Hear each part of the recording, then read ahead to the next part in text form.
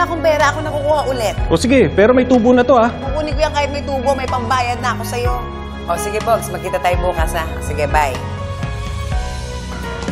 JM De Guzman willing to wait, ang drama sa panliligaw kay Donalyn, napapawi ang inip ko kapag nakikita ko siya.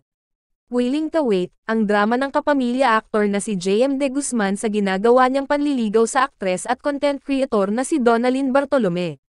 Tuloy-tuloy lang si JM sa panunuyo kay Donalyn at umaasa raw siya na sana'y dumating din yung araw na maibigay na sa kanya ng dalaga ang pinakamimating matamis na, oo.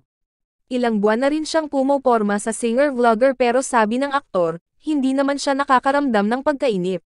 Okay naman, nanliligaw pa rin. Siyempre, kapag may gusto kailangang ipaglaban, ang pahayag ni JM na mapapanood sa YouTube channel ng ating kolig na si Kiko Escuadro.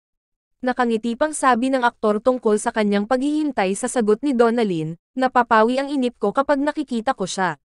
Inisa-isa rin ni JM ang mga qualities na nagustuhan niya kay Donalyn, she's a very caring person, very sincere. Di ko alam, nai-inspire ako sa kanya. Tungkol naman sa mga kontrobersya at isyu na kinasangkutan ni Donalyn dahil sa kanyang mga video sa YouTube, paano niya dinadamayan si Donalyn kapag binabash siya ng mga netizens. Hindi na niya masyadong, yun nga ang nakaka-proud sa kanya. Hindi siya nagpapaapekto, pinapalabas niya sa isang tenga. She learns from kung ano man ang elatag sa kanya, ibangga sa kanya. Hindi rin ako masyadong nag-open up ng mga ganong bagay kasi sa kanya yun, pero nanduan ako to lend an ear, sabi pa ni JM. In fairness, sinuswerte ngayon si JM sa kanyang career. Pagkatapos niyang umariba sa kapamilya action drama series na The Iron Heart, ereba uli siya sa bagong ABS-CBN series na Linlang. Makakasama niya rito sina Maricel Soriano, Kim Chiu at Paulo Avellino.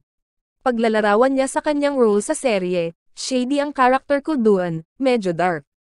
Na-enjoy ko in a way na medyo mas nagiging creative ako, mas nagiging free ako, kasi yung boundaries ko parang lumalalawak, sipa ni JM.